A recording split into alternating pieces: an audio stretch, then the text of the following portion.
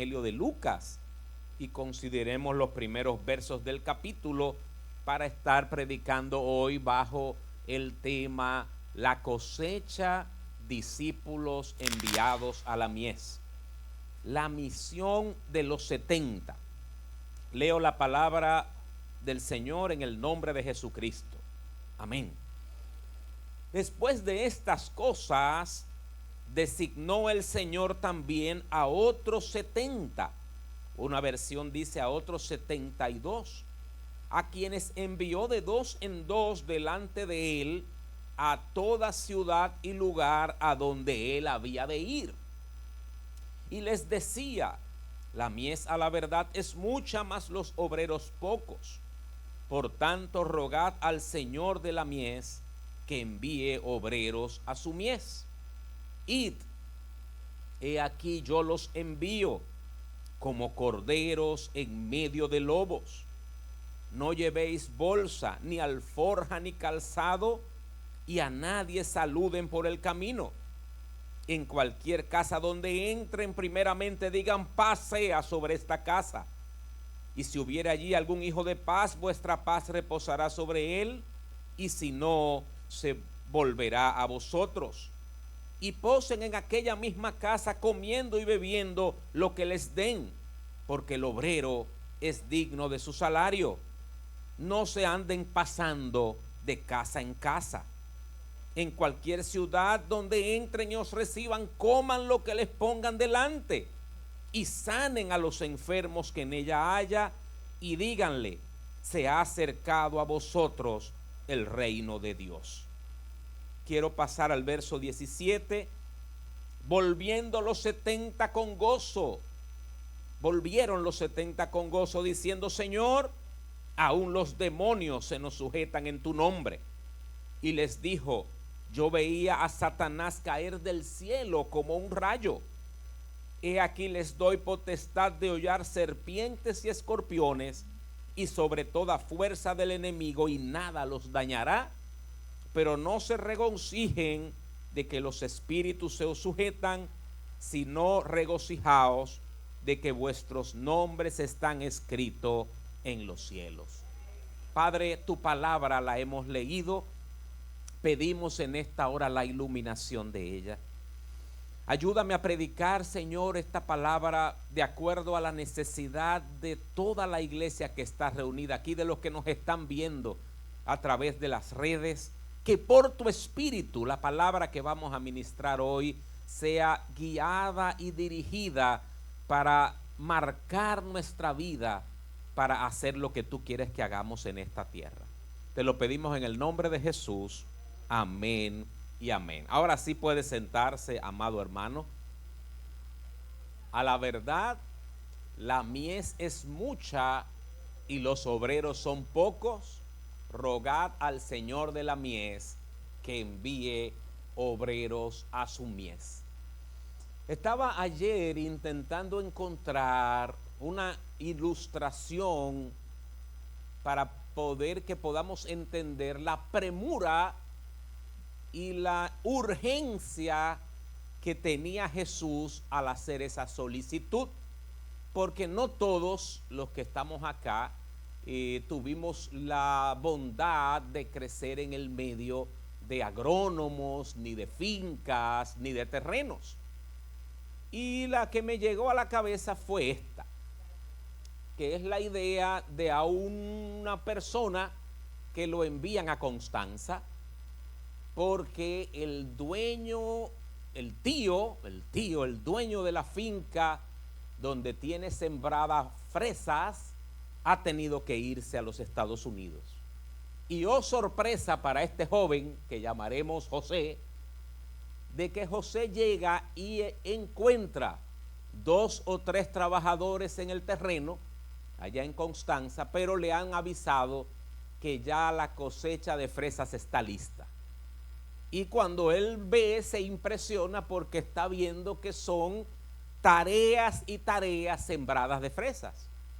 Y él, no sabiendo mucho de esto, les pregunta: ¿y cómo tenemos que hacer esto? Porque el tío no está aquí. Y la respuesta que le dan, que es lo que sucede con las fresas, que las fresas hay que recogerlas cuando están listas en un lapso no mayor de 4 días, porque si pasan más de 4 días, se pudren. Entonces se pierden las frutas, pero se pierde también la inversión que se hizo de mucho dinero para sembrar estas. Entonces este joven tiene la premura de que tiene que buscar más obreros, porque si no se pierde la cosecha, y sale a llamar al tío para que le recomiende a quién puede contactar, porque necesita hacer esto de una manera acelerada. Es la misma idea que Jesús está diciendo ahí. Es más, si usted lee el Nuevo Testamento, se dará cuenta que esa frase se repite en varios escenarios y en varios contextos, donde Jesús está mandando repetidamente, pidiendo la oración, diciéndole a sus discípulos: oren, rueguen al Señor de la mies que envíe obreros a su mies. Quiero darle el contexto de este pasaje para poder dar las 3 enseñanzas que quiero compartir en el día de hoy.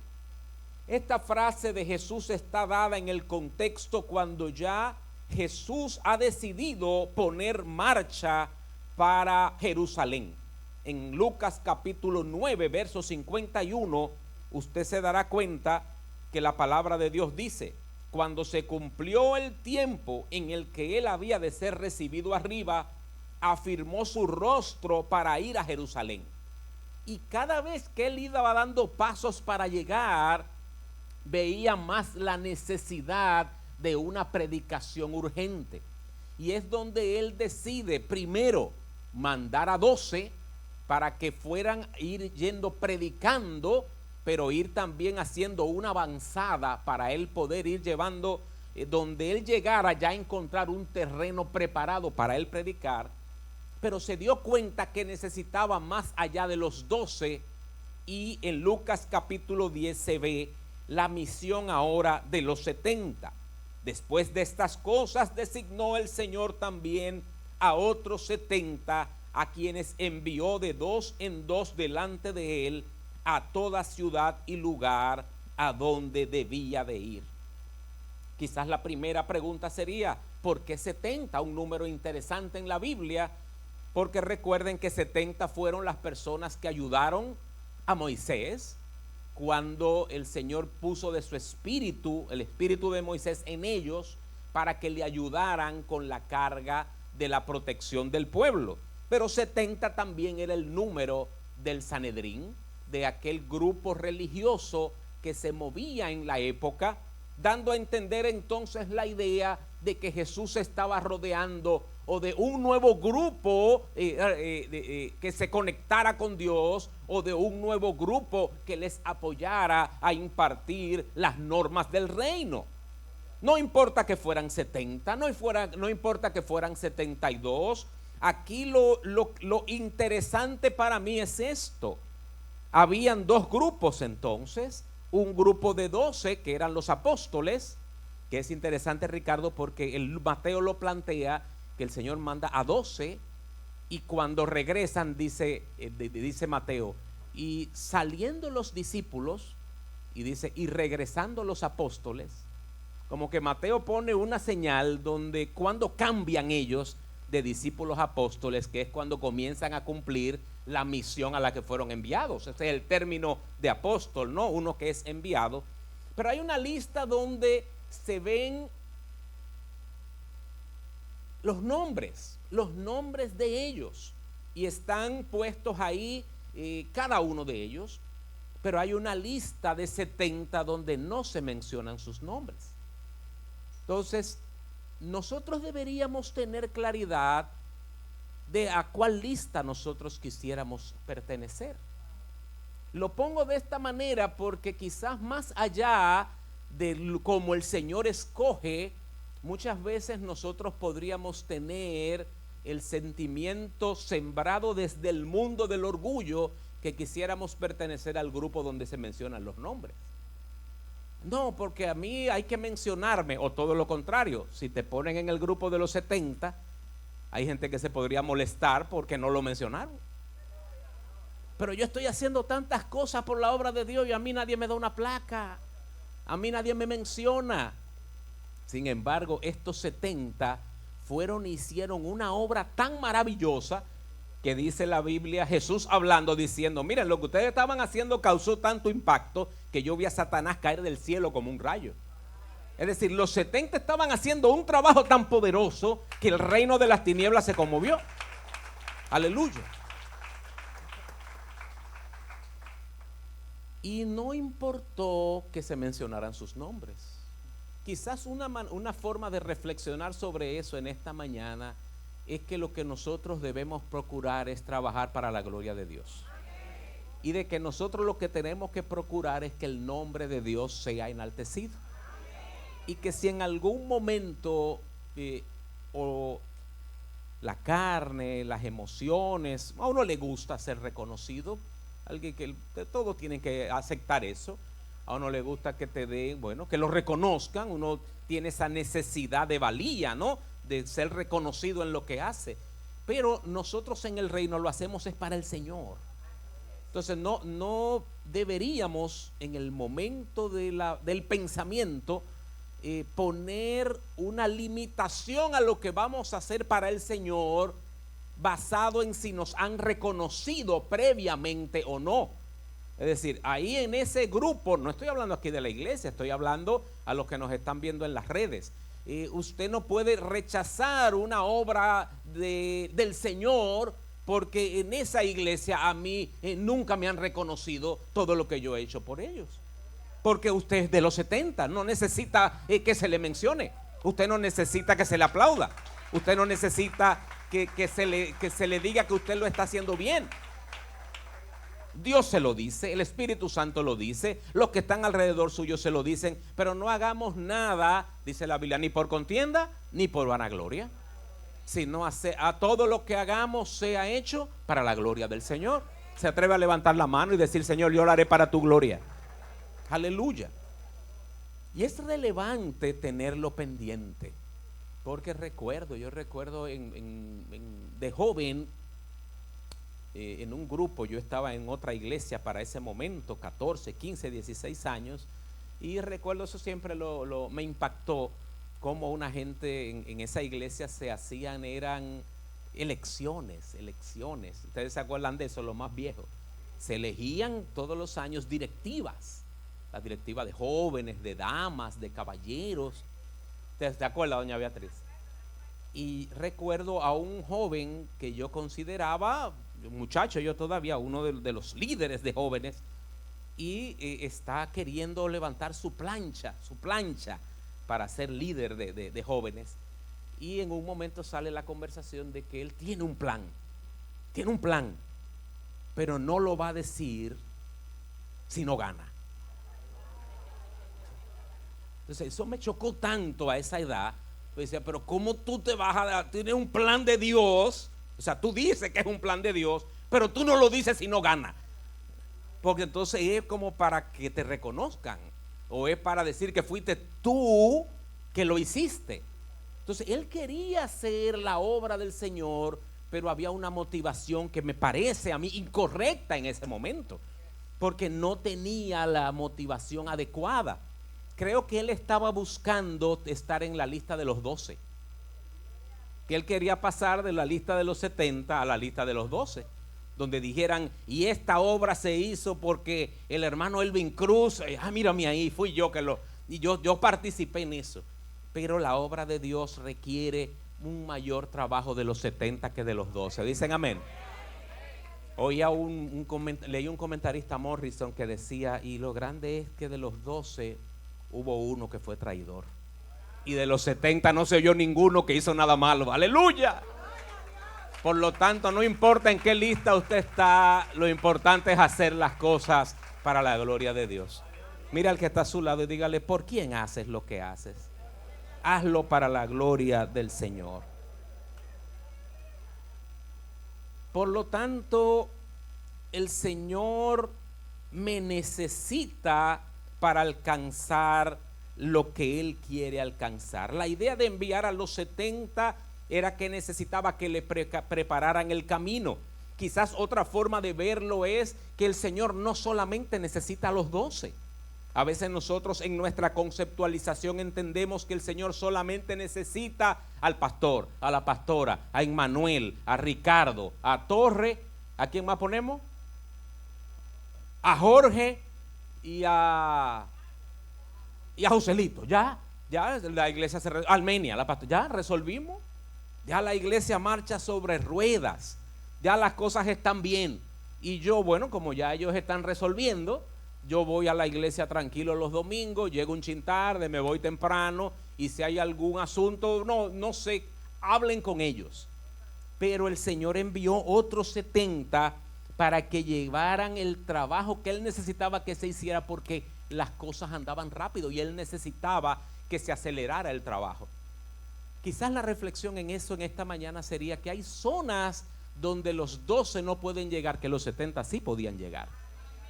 Hay lugares en su urbanización, en su barrio, en su callejón, en su torre, en su casa, donde usted quiera que usted viva, donde quizás los 12 no llegan, que usted sí llega.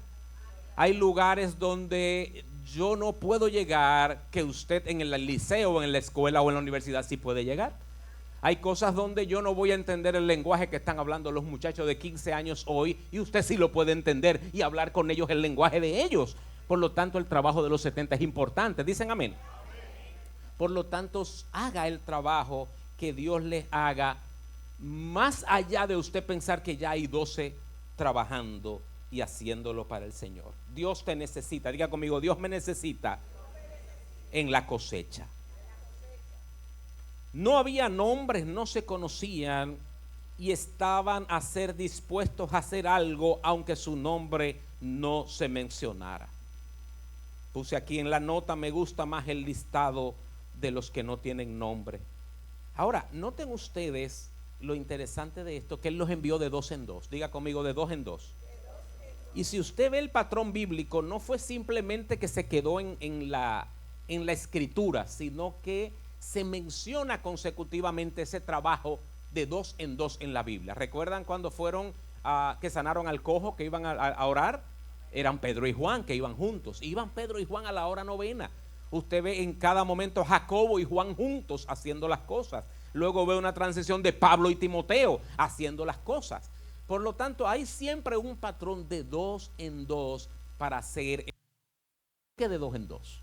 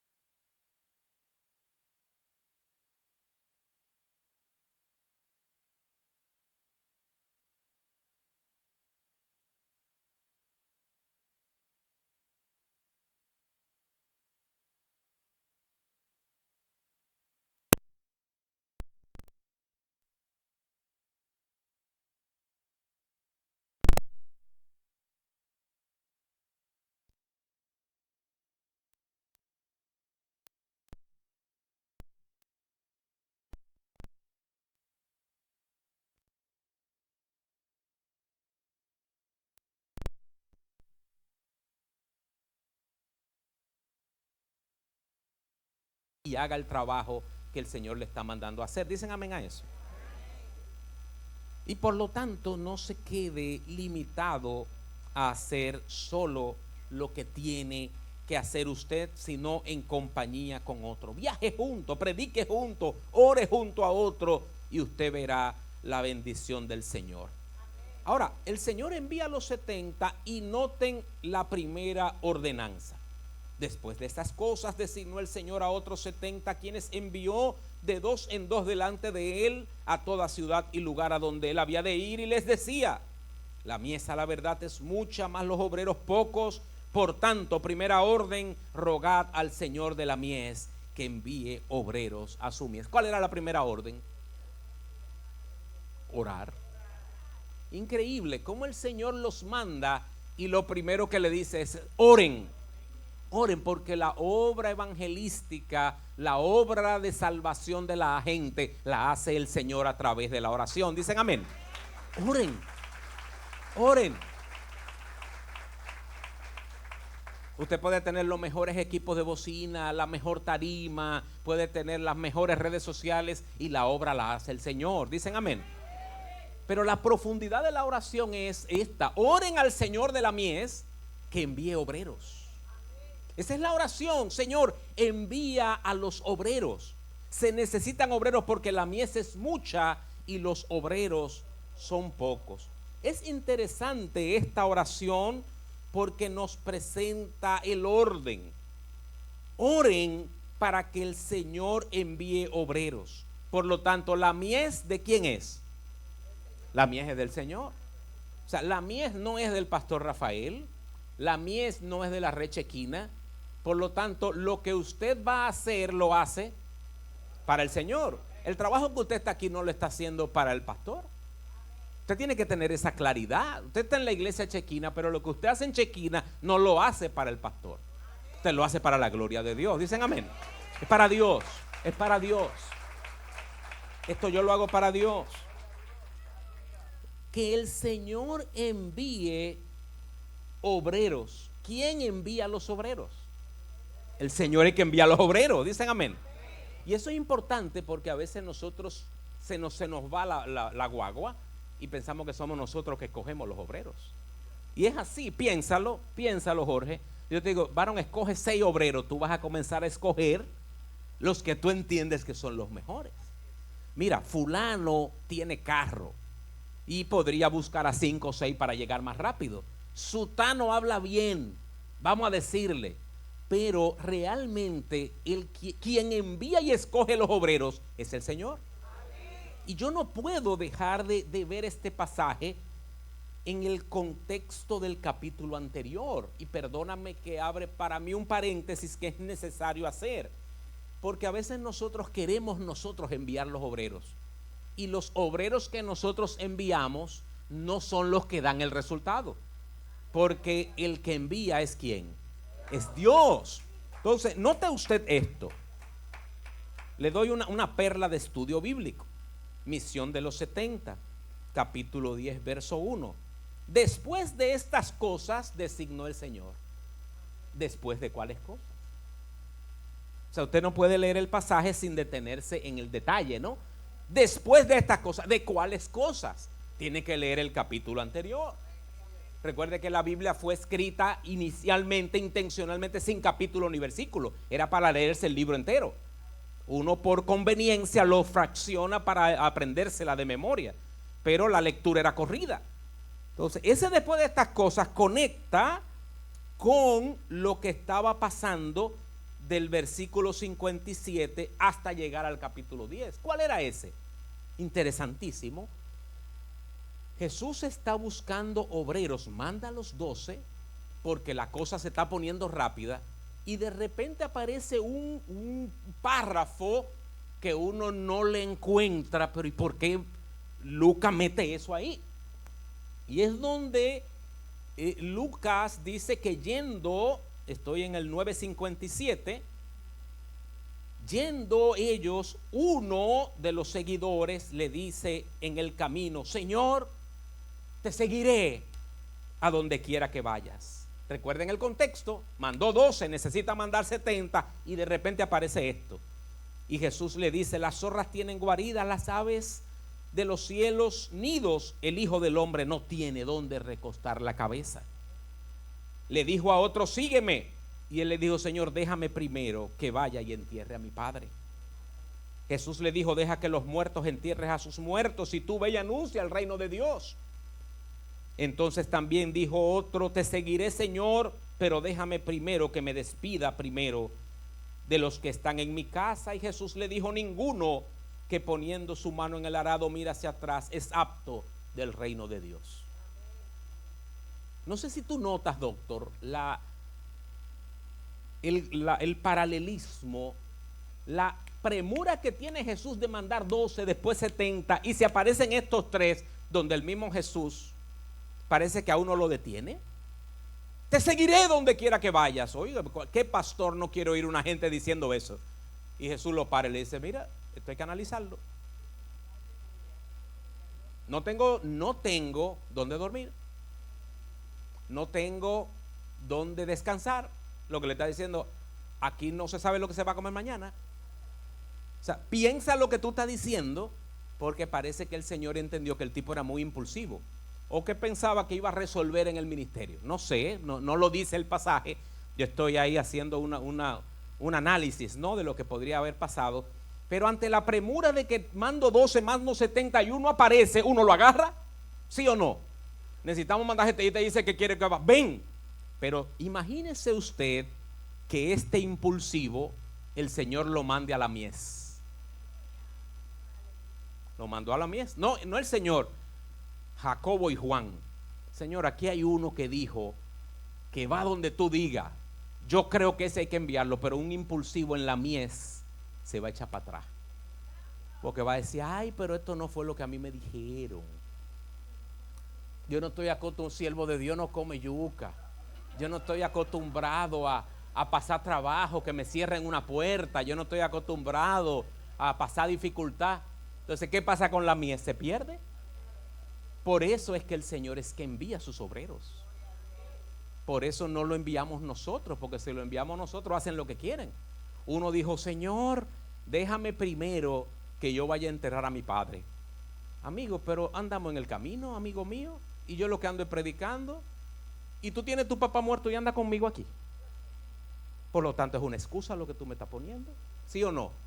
Porque si el papá está muerto, tú tienes que estar con tu papá ya. Sin embargo, yo ando haciendo un milagro y tú andas conmigo aquí. Entonces, ¿excusa? Entonces, lo que está diciendo es, el Señor quiere obreros que no anden poniendo excusas para cuando Él mande. Dicen amén. Señor, déjame, sí, yo te voy a seguir, pero déjame primero que yo vaya y me despida de la familia. Era incorrecto, no era incorrecto, pero era el orden de la premura y el contexto de quién te está llamando. ¿Se acuerdan de Leví, de Mateo? Sígueme. ¿Qué hizo Mateo? ¿Qué era todo? ¿Qué estaba haciendo Mateo ahí? ¿Hasta el dinero lo dejó? ¿Qué hicieron cuando llamaron a Andrés y a Pedro? Sígueme. ¿Qué hicieron? ¿Dejaron? ¿Y con las redes qué dejaron? El barco y los peces también lo dejaron todo, porque recibieron un llamado. Sin embargo, aparece le dice, ven, sígueme, estando en el camino yendo a Jerusalén. No, déjame primero despedirme de mi familia. Lo que le está diciendo es, Señor, yo lo hago, pero conforme a mi plan, y yo lo hago conforme a como yo entiendo que tiene que hacerse. Entonces, a veces nosotros queremos seguir a Jesús bajo ese lineamiento. Sí, a mí me gusta Jesús. Recuerdo una gente que dijo eso. A mí me gusta Jesús, pero hay cosas que yo no comparto de Él. Oiga eso. Entonces hay gente que comienza a crear su propio evangelio. Y comienza entonces, no, mira, esa parte, perdonen lo que les molesta, de diezmo y ofrenda, eso no es para mí. Esa parte de andar y que predicando online, eso no es para mí. Esa parte de lo otro, entonces van, ¿cómo le llaman? Los sastres, un atelier, creando su propio, diseñando su propio evangelio, porque la prioridad la tiene Dios. Dicen amén. Perdóneme hacer este paréntesis tan largo, pero la idea era esta. Como si el Señor hubiera recibido a estos tres elementos, si lo manda a la mies siendo así, se pierde la mies. Por eso es que el Señor es que envía a sus obreros. Y el Señor te está enviando a ti. Yo los envío como corderos en medio de lobos, porque la situación se iba a poner difícil. La situación eran personas que se iban a levantar, una religión diferente, conceptos diferentes, lo iban a llevar, dice la Biblia, Jesús hablando que lo iban hasta llevar a los tribunales, iba a haber división en las casas y ellos tenían que comportarse de una manera prudente. En otro pasaje dice que tienen que portarse de manera prudente como palomas, pero astutos como serpientes. Porque la situación estaba difícil, era una coyuntura donde las cosas no iban a estar fáciles. Y les da esta enseñanza. Por tiempo no continuaré, lo seguiré en otro momento. Dice, no lleven ni alforja, ni calzado, ni bolso. Lo que le está dando ahí es la enseñanza. Esto es con premura que hay que hacerlo. Y más que con premura, era la idea, no necesitan preparativos para el viaje, porque yo voy a suplir lo que ustedes necesitan. Y a veces nosotros queremos predicar con bolsa, alforja y calzado. O sea, yo voy a predicar cuando yo tenga las bocinas. Yo voy a predicar cuando yo tenga el local. Yo voy a predicar cuando yo tenga el equipo de proyección de película. Yo voy a predicar cuando consiga la camioneta. Yo voy a predicar cuando haga esto. El Señor dice, no, eso no es necesario. Lo que yo te necesito es a ti. Te necesito yendo porque yo otro, yo lo suplo. Aleluya. Por lo tanto, hermanos, Dios nos está llamando y nos está enviando a su obra. Quizás mi última reflexión sería esta. ¿Cómo yo sé que Dios me está llamando a su obra? Bueno, primero porque es un mandato general. El Señor mandó, vayan. ¿Quién tiene ese mandato aquí? Todos. Todos. ¿Dicen amén a eso? Me faltaron aménes. Todos. Amén. Todos tenemos ese mandato. Pero ustedes saben que hay unos mandatos muy particulares, ¿no? Unas señales muy directas de te necesito para esta obra.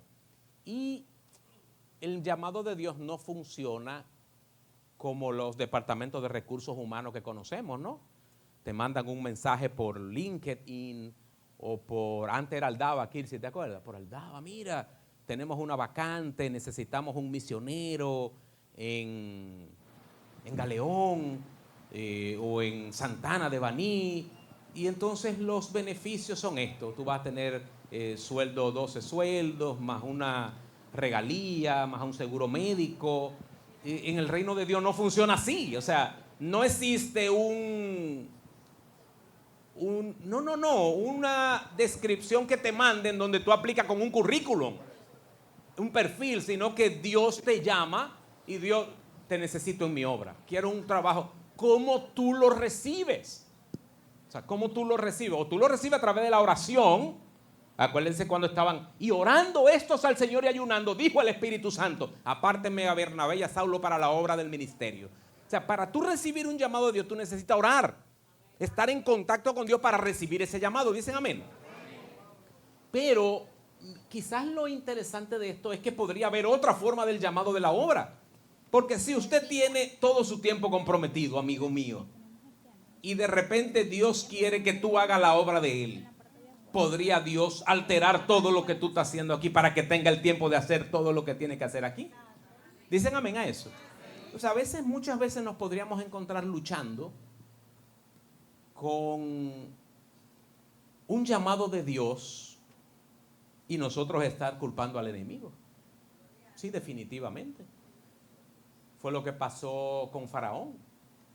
Faraón, un ataque al enemigo. Y el Señor dijo, yo voy a endurecerlo para que se manifieste la gloria de Dios ahí, para que ustedes puedan salir con mano poderosa. Entonces muchas veces usted encuentra dificultades y es porque quizás no has escuchado y el Señor dice, te necesito en los 70, necesitas más tiempo, necesitas moverte. Pero a veces estamos tan ensimismados en lo nuestro que no oímos a Dios llamándonos y Dios busca la vuelta, ¿no?, de que usted pueda reaccionar y entender. Concluyo mi prédica, mi reflexión con esto. Este llamado de los 70 es para todos. Dice que tuvieron tanto gozo porque hasta los espíritus se les sometían. Y el Señor les dijo, gócense, pero no se gocen de eso, sino de que sus nombres están escritos en el libro de la vida. Vivamos para el Señor, vivamos para su gloria, y vivir para su gloria es gozar de lo que Él nos da, gozar de lo que Él nos ofrece, pero también nosotros poder servirle en su reino. No necesitas ir a Galeón, no necesitas ir a Jarabacoa. Puedes hacerlo predicándole a la gente que tienes cerca. Puedes hacerlo predicándote a tus vecinos, a tus familiares, a los que están cerca de ti, y hacer la obra que Dios te ha enviado. Yo quiero que usted se ponga de pie conmigo.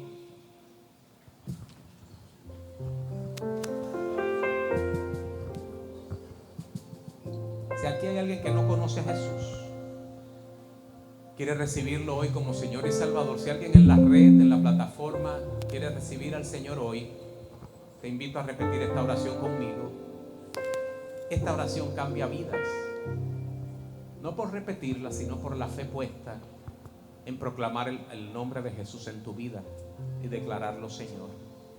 Si aquí hay alguien descarriado, que está perdido en la casa, que viene los domingos, pero sabe que todavía no ha dado el paso real de fe, haz esta oración conmigo hoy para que tu vida cobre sentido.